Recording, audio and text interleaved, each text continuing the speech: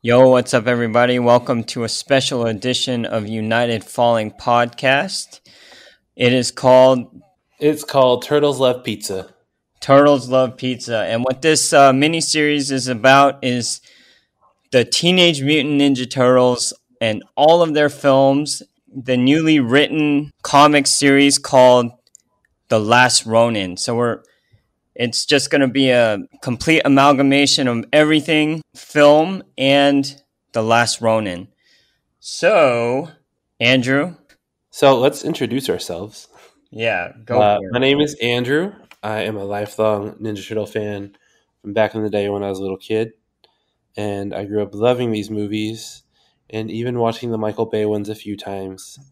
I know Stephen groans at that, but I actually like the second one of those. So if we have time, we will do a rewatch of those as well. All right. And I grew up as well watching not only the original films, but also the animated series. Andrew, I believe you would agree that those animated series was pretty awesome, right? They are. I actually have one of those cards from the original show on my desk. Card number 22. What's on that? It has all four turtles in April. Oh, okay. And back in the day, on that animated show, April was wearing this really cool jumpsuit. Yes, the yellow jumpsuit. So the reason it's just me and Andrew on this is pretty much because we are the biggest fans, I would think, out of the group. And the biggest nerds. And yeah, I'm a huge fan. I have a huge NECA collection of the movie figures and some of the cartoon figures and the Turtles in Time figures. So yeah, I have no room for any more, but I still have more on the way. So Wait, what did you get? so I got that Turtles in Disguise pack that I told you about. Oh, okay. You found it in Walmart? No, I got it off of eBay. A guy was Okay. selling it cheaper than everyone else, and I was like, I'm going to buy it. And then, to my dismay, NECA actually put it online for sale on their website 2 days later. Oh, seriously? Yeah, but I think I only overpaid by like $20, but I got it like probably 6 months before I would have gotten the other one, so it's a fair enough trade-off. Wow. Okay, and that's how big of a fan Andrew is. I can't say I'm as big of a fan, but I definitely grew up on these movies. I definitely grew up on the cartoons. And honestly, I did watch the new Michael Bay films. I do agree that the second one is better than the first one, but nothing will beat these originals that we're going to go over. Oh, that's And true. on top of that, with the new Last Ronin series going on, we're talking about a lot of really great creative teams. Especially Kevin Eastman has returned. So at the end of the day, we will go over the comics, but right now we're just going to go over the films. So Andrew, real quick, when do you think is the first time you actually watched this film? I know I watched it in the theater because it came What? out around it came out around my birthday when I was a kid, and I remember going Okay. with my mom to watch this. Wait, with your mom? Yeah, with my mom. Oh my god. Okay, that's It came awesome. out in 1990 on March 30th, and I do remember going with my mom to watch this in the theater, and I was super excited. Okay, how was her excitement level? Like, did she She enjoy did it? Do not you care. remember? She just wanted to take me to the movies. It was a thing that we did. We would either rent movie like VHSs from Hmm. like the grocery store or Blockbuster, but we would always watch movies together. And then eventually, my dad and I would be the ones going to the movies because my mom, I think she was just tired of going to the movies with me. But yeah, I do remember going to the movies to watch this movie and seeing like the poster outside and everything else, and I was super excited. And then I was also kind of scared because it's a lot darker than like the cartoon was. Right. And even now as an adult, like I like it so like this is by far hands down the best out of all the Ninja Turtle movies. Agreed. Completely agree. Yeah, But it was the most serious. It had like the best fighting. It was just the best out of all of them. dude, the soundtrack is incredible too. It is. And I mean, we're gonna get into it, but okay. So you watched this with your mom at 6 years old. This movie is what, PG-13? Yeah, PG-13. Okay, so was she ever covering your eyes or anything like that? No, I mean it was just PG-13, and back then PG-13 like wasn't as bad as PG-13 now. Right, right. Because Okay, a I lot got of PG-13 now would be like rated R back in the day. you. Yeah. So yeah, it was very, and it was kind of weird watching it again as an adult, Hmm. and like it was weird seeing like these little tropes of like Asianness in it because like the Foot Clan's supposed to be from Japan and everything else. Right. It's a little like borderline, kind of iffy, but they were Like pretty respectful. racism? Like honestly, for back in 1990, they Yeah. were pretty darn respectful to like Asian culture. I'll have to. Yeah. I mean, there's like the only one scene that kind of made me cringe was when April's in the subway. Yeah. The Foot Clan guy is like confronting her, and he's Uh, speaking in a horrible like Asian accent. He's oh, like, "I not. got this for you. Shut the mouth," and he like slaps her in the face. Like, this guy's clearly not Asian. Like you can Yeah. see his eyes through like the little visor thing he has on. And then if you look at like the Foot Clan when they're in their like hideout, there's no other Asian people except for like Tatsu and Shredder. Right. So yeah, I was just like, yeah, that's a little iffy, but the rest of it's pretty cool. Well, you forgot my favorite line where What? she says, "What's the matter? Did I fall behind on my Sony payments?" I mean, that one's not that bad. Yeah, that's true. But okay, so hold on. I'm just trying to track it back just a little more. How many times do you think you've actually seen this film, the original? Just this. I don't know, like a ton of times. Like I had it on VHS, Mm-hmm. I had it on DVD. I bought it on Amazon. Oh my god, Yeah, dude! I'm gonna watch it because, like, my wife and I were downsizing stuff for the baby, so I got rid of a bunch of my DVDs. So I was like, Oh, I'm just gonna get a digital copy of this. That way, I don't have to ever like throw it out. yeah. Okay. So that's what I did. So I have like the nice 4K or whatever HD version on Amazon Video to watch it. So Does it have any like special features? it doesn't, which is kind of sad. Like, Oh, yeah. it's been kind of interesting because NECA has been doing a toy line based on this movie, Okay. and so like they kind of reveal stuff like Judith Hogue, the lady that plays April O'Neil. Mm-hmm. She was doing like a lot of special stuff for them. So actually, I'm waiting for next month because I bought the special signature edition of her figure that's coming out. Wait, so when you say signature, did Judith Hogue actually sign it, or it's just Yeah, a so special? there's like a limited edition, Oh, signature edition where she signs like the press pass, like April's press badge. yeah, yeah, yeah, yeah. They only printed out a certain number and she signed them, so you'll get like a numbered copy of it. Or yeah, but she'll have actually signed it, which is kind of cool. Freaking A! How much is that one? It was only $100, Oh my god. but Okay. if you go on like eBay now, it's like $300. People are like jacking up the price, even though they don't even have one in hand. Oh, I gotcha. Okay, real quick. Why don't we geek out a little bit just about the history of Teenage Mutant Ninja Turtles, just a little bit. Then we're gonna get into the film. So, spoiler alert: we will be discussing about major plot points, stuff like that. But and we'll just do that. We'll do like a mini review and talk about whatever we want to talk about. That cool? Yeah, cool. Okay, so real quick, Teenage Mutant Ninja Turtles. It was created by Kevin Eastman and Peter Laird, Yep. and they actually just wrote it as kind of a joke, based off of Daredevil. They put together a lot of their favorite tropes and things like that, but Daredevil kind of inspired them because the canister that has the ooze that falls into the sewer that the turtles get immersed in, basically that's the canister that hits what's Daredevil? Yeah. Matt Can't believe Murdock's you eye. forgot Matt Murdock's name for a minute. He's like one of your favorites. Yeah. I mean, He's, he's not Batman, but I know he's like up there. yeah, any of the street level characters, down and dirty fighters, I like those. And that's pretty much why I grew up really liking the Ninja Turtles as well. The other thing is kind of like I really enjoy the camaraderie among the four. In this film, it's kind of lacking with Donatello. He doesn't really get to do a lot based on his interests.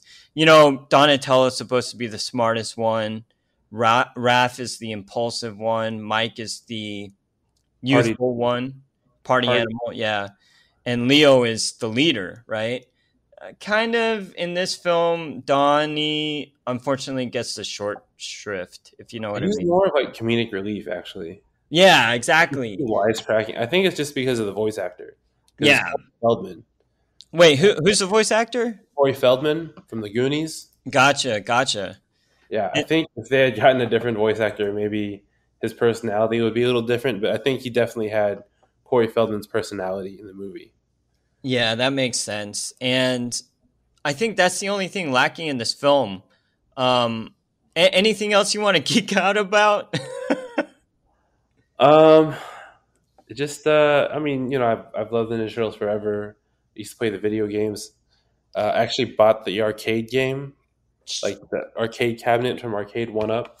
It's supposed Wait, to come in October. how big is that? It's not like a full arcade cabinet, but Uh it's huh. pretty big. Bro, did you get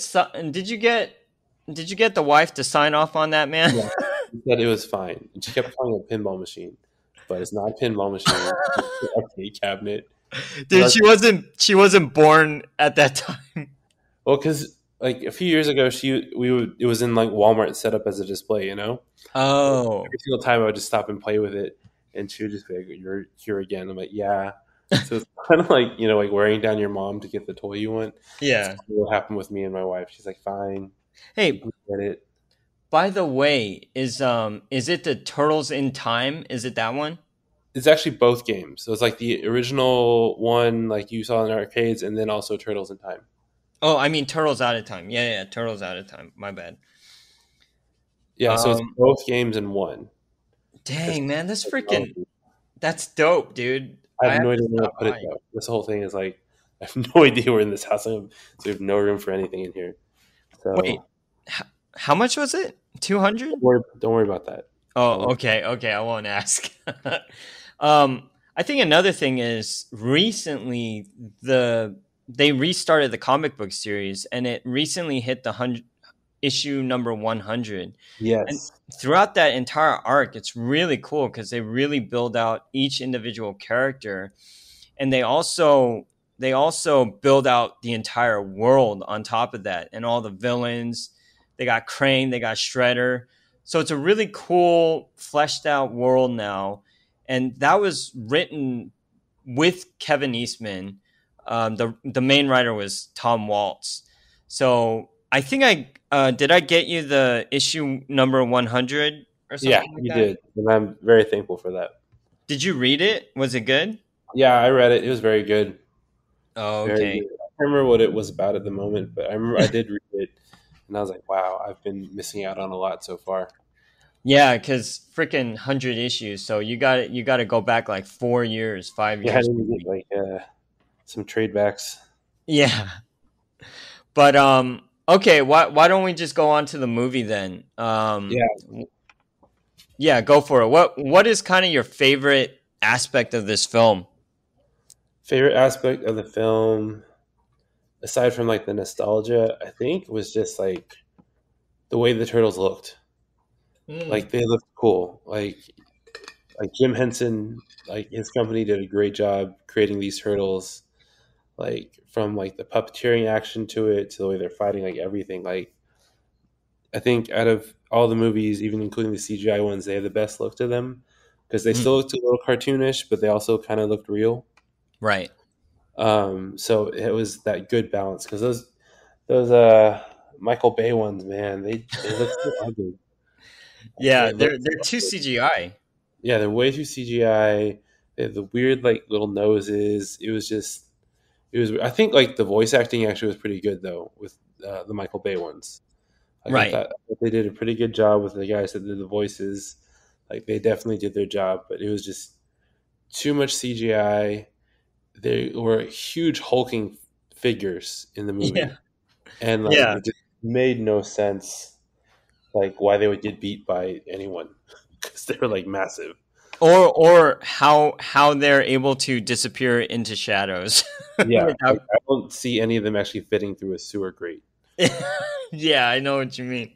Um, yeah, but for me, oh, okay. So, out of all the Ninja Turtles, when you're trying to pinpoint who's actually giving a good performance or which film has the best performance, which Ninja Turtles voice do you look at mainly? Raphael, Yes, me too. And I think this is the film that has the best Raphael I voice. agree, definitely. And it's got that New York accent down like It does. really well, you know? Yeah. As for like as for Leonardo, Donatello, Michelangelo, I think Michelangelo would be my second one, the second voice I'd listen to because you got to have that spunky young nature to it.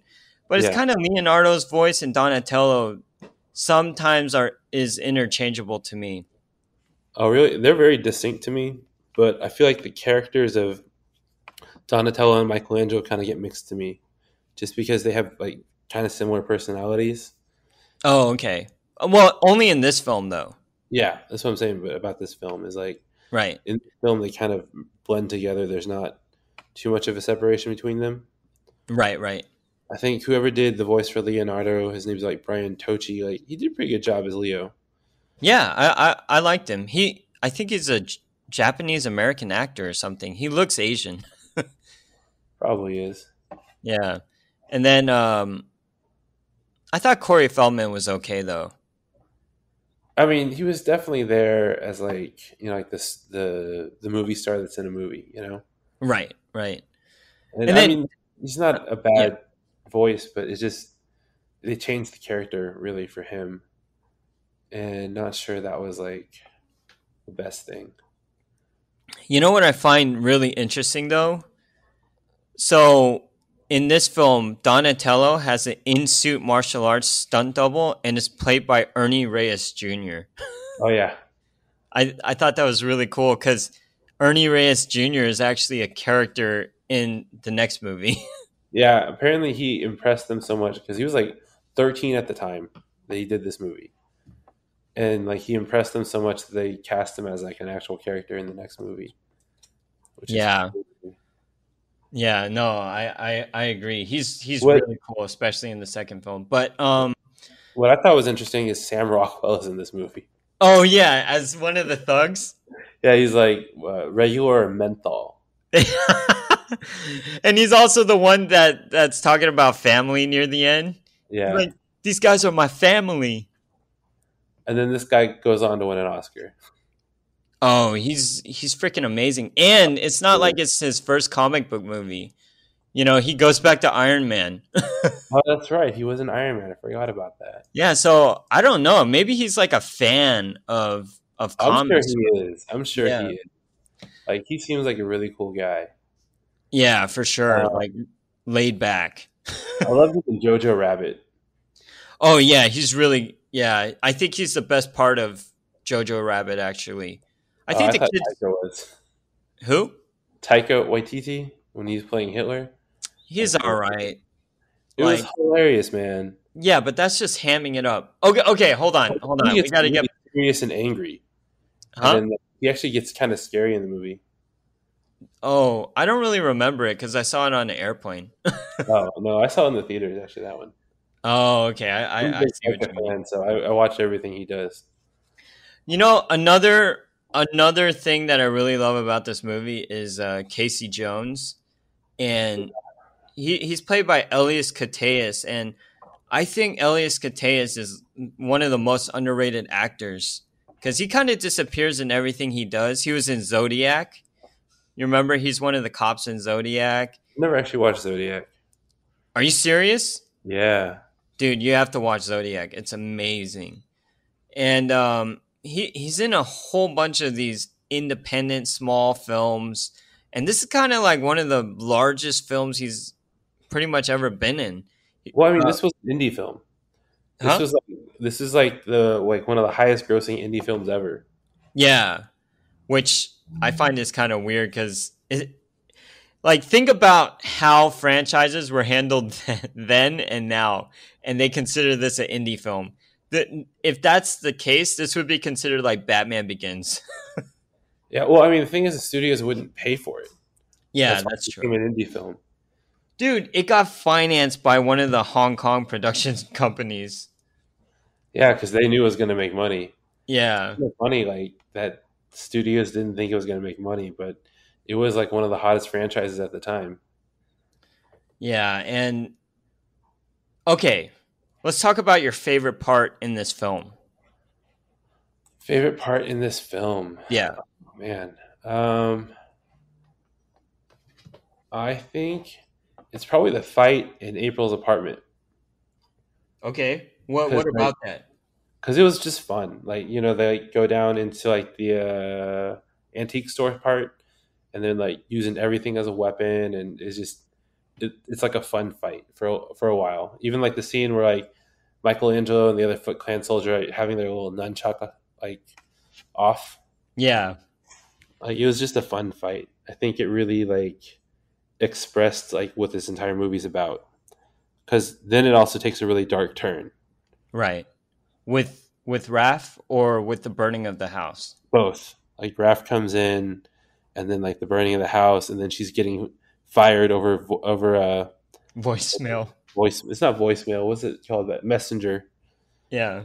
like a phone. It's like a What do you tape call that? recorder. Yeah, what do you call that from back in the day? Oh my god.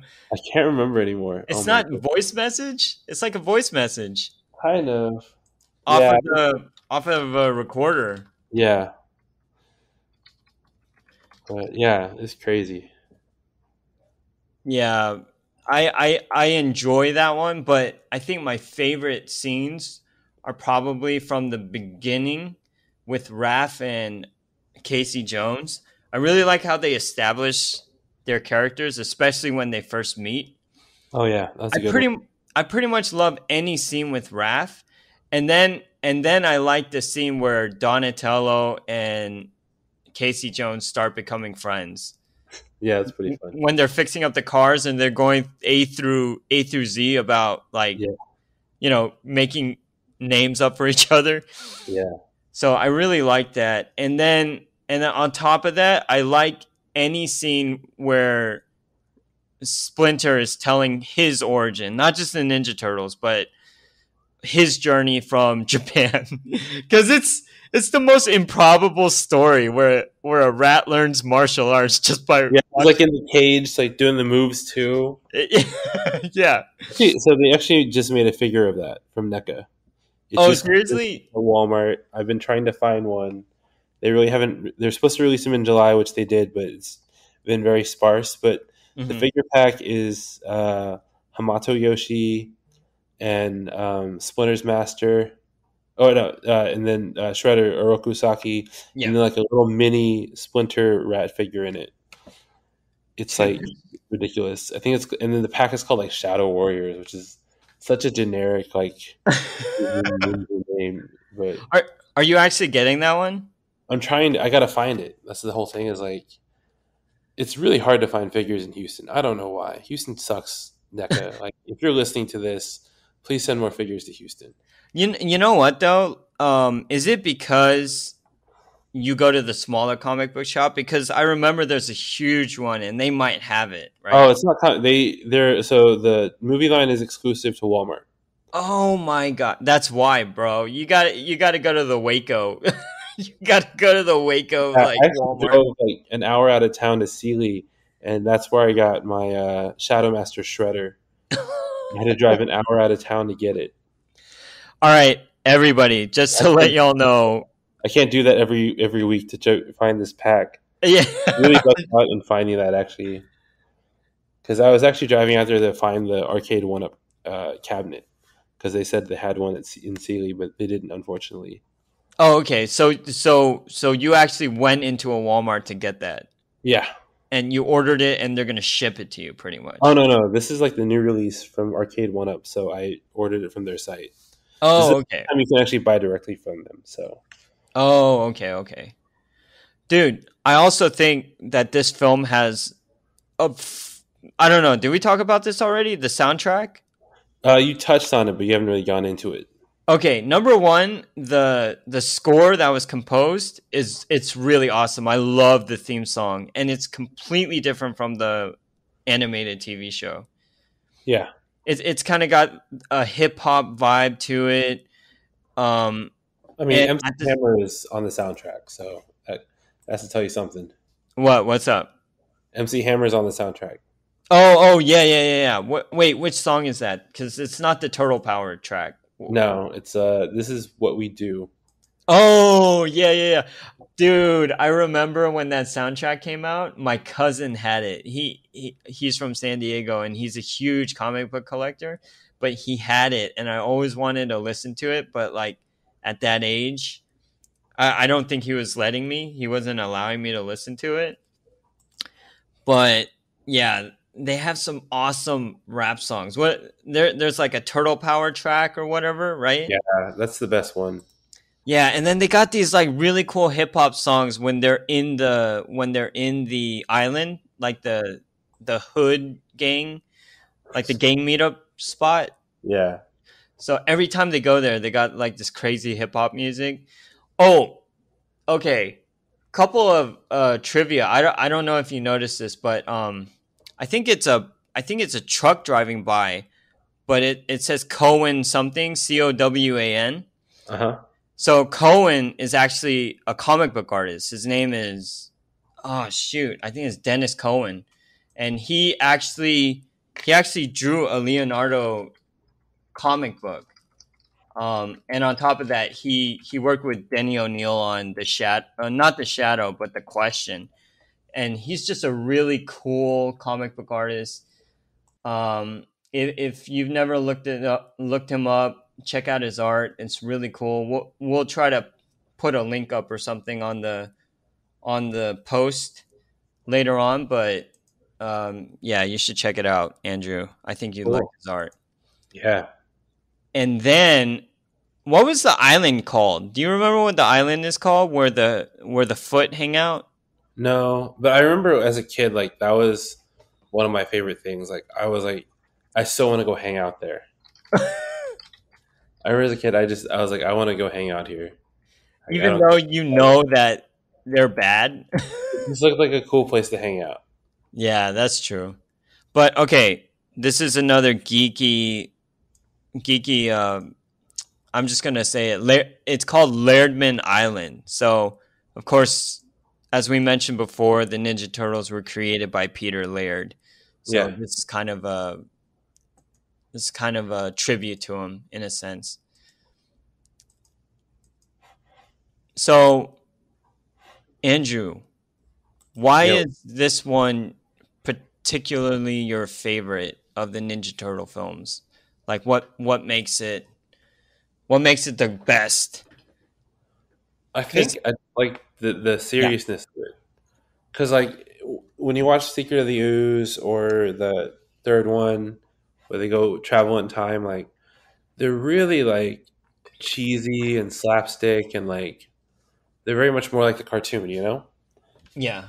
This one is like the most serious, kind of down to earth, and it makes it feel like they're real. Because like the other movies after this are all just kind of like way over the top. Yeah, that's true. I also find it interesting that, the final fight with Shredder isn't as long as you'd think it is. You know what I mean? Yeah, And on top of that, what I like about it is, each of the characters, each of the turtles, they break it down. But the sad thing is they never come together and attack as one. You know what I mean? yeah, So maybe I think if they had continued to show that progression of the team later on in the films, it would have been a lot better. But I feel like each film they always tackle the bad guy one on one, and they always get their asses handed to them. You know what I mean? it's like the opposite of the Power Rangers. Like the Power Rangers would always attack the bad guy all at once and get their butts kicked Yeah, until they go into like pulling out bigger weapons. and and Dude, I also really enjoy Casey Jones and April because throughout throughout the new comic book series, at least they are kind of a couple. Yeah, I And mean that's always been even like the fourth initial movie, aren't they together? The animated one. oh yeah, I think they are. Yeah, Yeah, so it's always been building up to that point where they get together. yeah. It's kind of interesting. They picked it back up in the third one because like Casey's not in the second one. Right, because they had Ernie Reyes Jr. Yeah. Oh, I have a replica of Casey's mask, by the way. How big is it? It's full size. I can put it on. Oh, freaking A, dude. That mask is so freaking awesome. It's kind of a blend between the Mask of the Phantasm in Batman and just a hockey mask. Yeah, it's definitely a unique mask. But yeah, it's just I think the martial arts is so well done in this film too. Especially when you think about the fact that they're wearing these padded suits. You know Oh, what I I know. mean? I mean, Ernie Reyes Jr. is like a prodigy in fighting. So Right. Right. Yeah. So um I mean, what about any of the subplots? Like, did you get invested in the son of April's boss or like Chief Stearns? You know what I mean? Chief What Stearns is such a what's it called stereotype. did like a Like cop especially for that stereotype? era, yeah, he was always like the super angry police chief. You know what though? I didn't even realize about because there's politics in this film, you Yeah, know. And when you're young, you don't realize that, but as you get older, there's politics with the police and the press, and I was just like, "What the heck is going on?" I never noticed this when I was younger. yeah. I mean, she's definitely like calling him out, which is hilarious. Like this journalist is just calling out the police chief. Yeah, constantly. No, but what I'm talking about is Chief Stearns actually blackmails her boss, Charles Pennington, Oh to, yeah, into getting fired, huh? getting her fired. Yeah, exactly. And so basically, if Charles is able to get April to shut up, then Chief Stearns will let Danny go without a warning or anything next time, Yeah, pretty much. And since he wasn't able to do that, so it kind of shows the corruptness of power at the same time. So there are actually deeper themes than just the surface level of the of just action, and then yeah, on top of that, I really found it interesting, especially when Raph gets injured, and then there's just this interlude of quietness, and they're they're at a freaking barnyard, and the movie works so hard to establish the idea of family, yeah. and with the turtles and with Danny, I think they do pretty well. Um, what are your thoughts on that? I hated Danny. Oh, Danny was like the worst. really? Why? He was just such a little punk kid. Even as a kid, I was like, "Who's this punk?" Like stealing money from his dad. Like I was just like, really? I don't feel sorry But for him at all. come on, man. It's not like we don't know people like that. You know what I mean? I'm just saying, like he really had no reason to like rebel. Well, I think his main reason. Well, okay, yes. I don't think that that was spelled out properly in the film, but I get the idea that Charles is never home. Charles is always working. And because of that, Danny is kind of just lashing out as a kid and doesn't really have a father figure till he meets Splinter. That's true. Still So, yeah. ridiculous. I Completely mean, ridiculous. I definitely think they could have built it up a little bit more, but the movie's only an hour 30, and like you said, it's a bunch of kids watching it. Oh, it So definitely wasn't made for kids though. yeah, I know. I'm just glad there was no random sex scene or anything. That would have been really awkward. That would have made you happy though. um, hey, another thing, I going back to that interlude. How did you feel about that in regards to the flow of the film? Did you think it kind of took away, or do you think it kind of added a different vibe to it? Do you think it was implemented properly? Like it flows well, or did it kind of take you out of the film for a little bit? What interlude? When they're at the barn house, Oh, I thought it or was they're interesting. yeah, It definitely like did its part to get them to like regroup and like get their mojo back, you know? yeah, Because without that, like, it doesn't really make sense. Like, what are they going to do next, anyways? mm-hmm, I think it was a good character development time, mm-hmm. and I think it was kind of needed So because, like, you're okay with it, although yeah, it, up to that point, like, all you saw from them was just kind of joking around, like, no seriousness, you know. yeah. And so O- this allows them to like be real people. Okay, so serious question here. You know how they're sitting around the fire Yeah, and they're meditating and they see Splinter? yeah, Honest answer. Have you ever teared up during that scene? no, Really? yeah. Why would I do that? Well, it's kind of heartfelt, man. I remember when I first watched it, I did tear up like at one point when I was younger. Sounds like someone has some daddy issues. Shut up. So you never teared up at that point. No. Okay, okay. Anyways, anything else you want to go over in regards to the film? Let me think.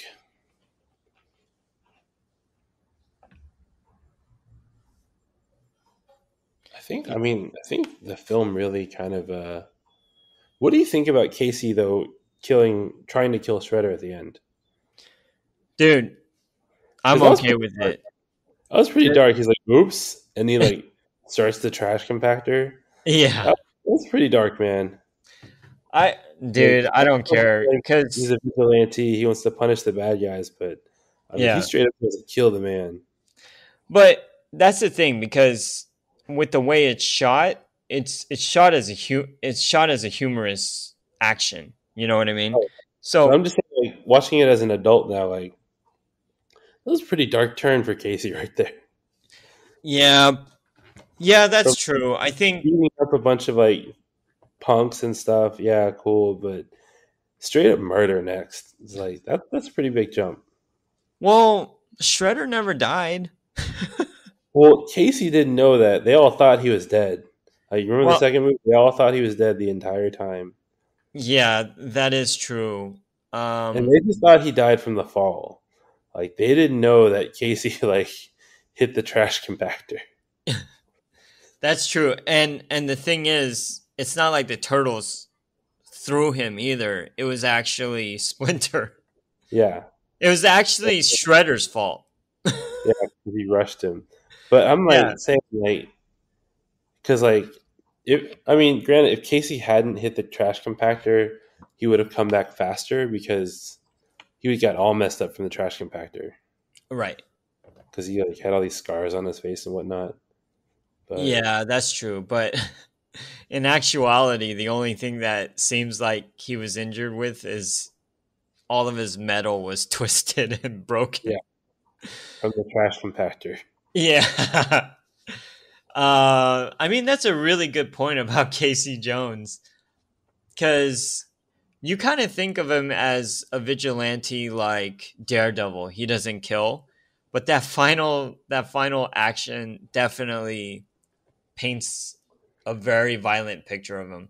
And I think throughout the comics, the recent comics too, they've actually painted him as kind of volatile, and and the only way he's been able to come back from that is through April. She kind Yeah, of tempers him, especially with the turtles.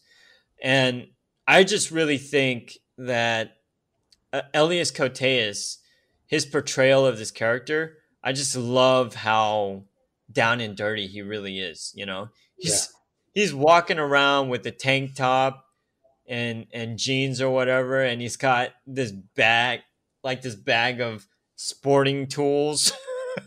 He just beats the crap out of people with baseball bats, hockey sticks, golf cricket. clubs. He's got a cricket bat. It's hilarious. Oh yeah, that's true. That's how he Like, beats Raph in the beginning. yeah, they have a whole exchange about his cricket bat. Yeah. And then he beats Tatsu with the golf club, which is crazy. His swing isn't even that great. Of course, he Uh, would judge the thing. but you know, he's just so cool though.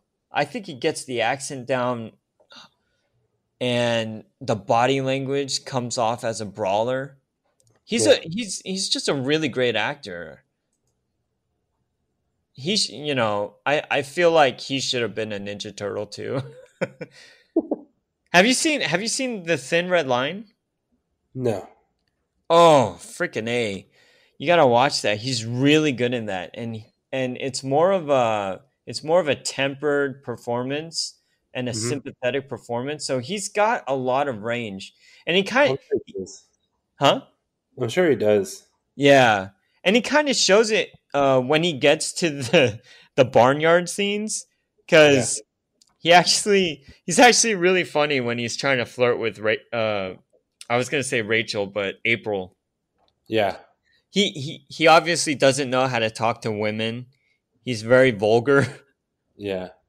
and kind of sexist. He's a little sexist, and certain scenes could come off a bit rapish. But I'm glad it never got that much further in. You know? Uh, Thankfully, they remembered it's still a kids' movie. Yeah, agreed. But Yeah, I mean, I'm looking at his filmography, and he's been in a lot of stuff. Like he was even in Harold and Kumar, the 3D oh, special. I still haven't seen that movie. But I dude, he have. was really awesome in Shutter Island. If you, Yeah, he was in Benjamin Button. yeah, so man, he's kind of an actor that I wish kind of blew up. I also want to go back All to the Chicago TV shows. like those cop shows, right? Yeah, I mean, it's a Chicago Fire, Chicago PD, Chicago Med, Chicago Justice. Dude, I've never seen any of those shows. He is in all four of those shows. They're all interconnected. Um, like he's been doing television work apparently because like those are really hot, or they were really hot shows. You know. Yeah, no, I agree. But yeah, man, I just wish he would. I wish they would bring him back for another Ninja Turtle movie. Well, we'll see what Seth Rogen does with his next one that's coming up. Oh, yeah, yeah, because he's producing a CGI one again, right? Like a cartoon. Is it going to be a cartoon? I didn't know it was going to be a cartoon. I just remember that he is a big TMNT fan, Yeah. and I feel like he's going to do justice. Yeah, he's been doing pretty well. And didn't he produce did he do what are the comic book shows he did? I think he did the Preacher show. Yeah, he did the Preacher. Did he do Boys? Did he executive produce Boys? The Boys? I don't know. You still haven't even watched that. No, I haven't seen it. It's You need to watch it. I'm telling you, you're Oh, gonna he love it. did he did executive produce The Boys and Invincible. Oh shoot. Yeah, you really need to watch The Boys. Like, if you are sick of like Marvel and everything else, watch The Boys. Dude, what if they did The Boys at like the Ninja Turtles version of The Boys? That would be ridiculous. Dude, the Ninja Turtles would have to be rated R going Yeah, it forward. would be complete rated R because The Boys is ridiculous. I'm telling you, And you need to watch this movie. I definitely think he would make a I great don't. Ninja Turtle voice though. Like if you could choose Seth Rogen for a Ninja Turtle, which one would he be? Uh, I don't know. Or maybe not even a Ninja Turtle. Would you put him in the voice cast at all? Maybe I Chief would make Stearns. him Baxter Stockman. Oh shoot. because All he's a very right. nerdy guy, Yeah, so it could be back to Stockman. I can see that. I can see that. But yeah, Uh, I'm super excited for any new Ninja Turtles thing. And again, the main reason why we decided to do this mini series is pretty much because there's a new comic series called The Last Ronin. And what that particular comic is about is the future of the Ninja Turtles and what happens after all of this happens, you know. So it's kind of like the Dark Knight Returns of the Ninja Turtles. It's very dark and gritty. And so I think our idea was let's just watch these movies and see how they were building up the lore, right? yeah. And then near the end of this podcast, we're going to go issue by issue on those on the Last Ronin pretty much. And I think that'll be really fun. Um Anything else you wanted to talk about, Andrew? No, I mean we covered everything. Got a little nostalgic. Yeah. I definitely think you were a lot luckier than I am. I didn't get to see this in the theater. I definitely wore out a VHS version of this film. Yeah. Well, Yeah. it's And my life back in the day. I gotta ask you real quick. Did you ever dress up as a Ninja Turtle for Halloween? And if so, which one? I was Leonardo. Oh. What I did was I think my dad got it for me. You know, like at the carnival, you get those huge stuffed animals. Uh-huh. Uh-huh. So my dad, I think my dad won me like a Leonardo one. So it was actually like almost as big as I was. So I'd take its like eye thing off and everything else and dress up as a Ninja Turtle Mm-hmm. because it like fit me as a kid. Oh, are And you serious? yeah, and I didn't have a Ninja Turtle sword, so I had my He-Man sword, and that was my Leonardo sword. Oh my goodness. You do know they're doing a whole new He-Man series too, right? Comes out tomorrow with Oh, is it really? Kevin Smith, yeah, on Netflix. Oh, that's freaking awesome. It Oh, looks and you did watch the most recent animated series, right? The Teenage Mutant Ninja Turtles one? yeah. Oh no, I haven't watched the most recent one. I mean, it was the one in Nickelodeon. I think it started in 2012 or Yeah, I think Viacom has the rights to Ninja Turtles right now. who So does? Viacom, Oh, okay. and they're the ones that own Nickelodeon. Oh, gotcha. So Um, I think it's like 14 seasons or something. oh, you mean the CGI one? No, yeah, I watched that entire one. There's a current one right now on Nickelodeon that's kind of Oh, like a complete remix redo of the Ninja Turtles, which oh, I have not gotcha. watched. It really strays a lot from the original material because it's trying to be its own thing. Uh-huh. So I haven't really gotten into it. I have Paramount Plus, so I tried to watch like one or two episodes, but I was like, I'm not young enough to watch this anymore Oh, because really? Are they it's super colorful, super like everywhere, lots of magic, and then weird? Raphael's the leader now. Seriously? Yeah, Oh, that's weird too. but I heard like it's gotten like good word of mouth, but like I'm a traditionalist. Yeah, me too. I definitely like the 2012 one though, the one that we were talking about. Yeah, that one's good. I never watched the TMNT one. I didn't either. I didn't either. And But then yeah, so I just watched the original cartoon and that CGI one because that one looked cool. uh-huh. And it ended up being like a really good series, except for the weird voice switch for Leonardo. Oh, really? They switched his voice? Yeah, because I think Jason Biggs was originally voicing him, and then Uh-huh. he had to drop out for some reason, and then they got Seth Green to do it. Oh, yeah, you're right. Yeah, and they both did a good job. It was just kind of a weird switch. Yeah, I gotcha. Well, anyways, you want to call it wraps for the night? Yep, that's it. Thank you for joining us on our look back at the first Ninja Turtle movie. And Hopefully, tune in next month for the second one. yep. And I said another funny.